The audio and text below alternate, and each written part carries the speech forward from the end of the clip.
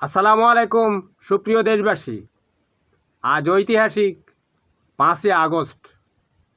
আজকের এই 5 আগস্ট 2024 সালে বাংলার কোটি কোটি বাঘা আর বাঘিনী হুঙ্কার দিতে দিতে গণভবনে সেই জঙ্গি ভারতীয় প্রেতাত্মা ভারতীয় জারজ সন্তান শেখ হাসিনার গণভবন অভিমুখে মার্চ করা শুরু করেছিল।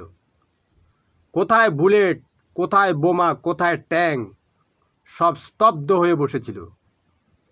কোটি কোটি মানুষের পদধ্বনি শুনে ভারতীয় হিংস্র হায়ানা, ভারতীয় শিয়াল হাসিনা বায়ু ত্যাগ করতে করতে হেলিকপ্টারে করে সমস্ত লোকেশন অফ করে দিয়ে, জিপিএস সিস্টেম অফ করে দিয়ে ভারতীয় পালিয়ে যায় নেড়ে কুকুরের মতন।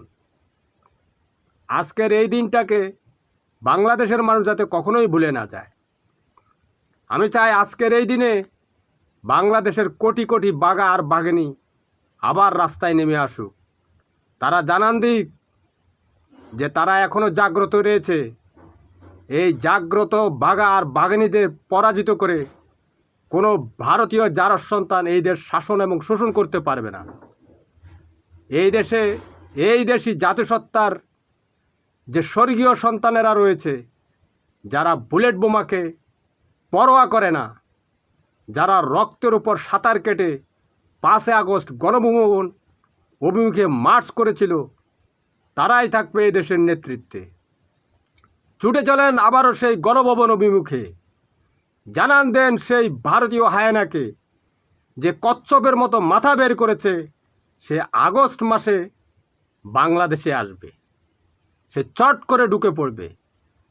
ভারতের সাংবাদিক গৌতম লালালাড়ি হবে না গৌতম লাহিড়ী, সে বলছে শেখ হাসিনা বাংলাদেশে ঢুকতে চায়।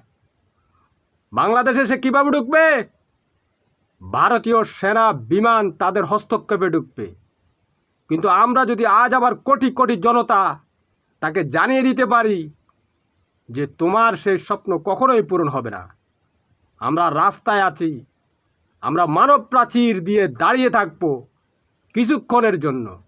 মনে করবেন আজকের অলসতা আমাকে আপনাকে বিপদগ্রস্ত করে দিবে, পুরো বাংলাদেশকে বিপদগ্রস্ত করে দিবে।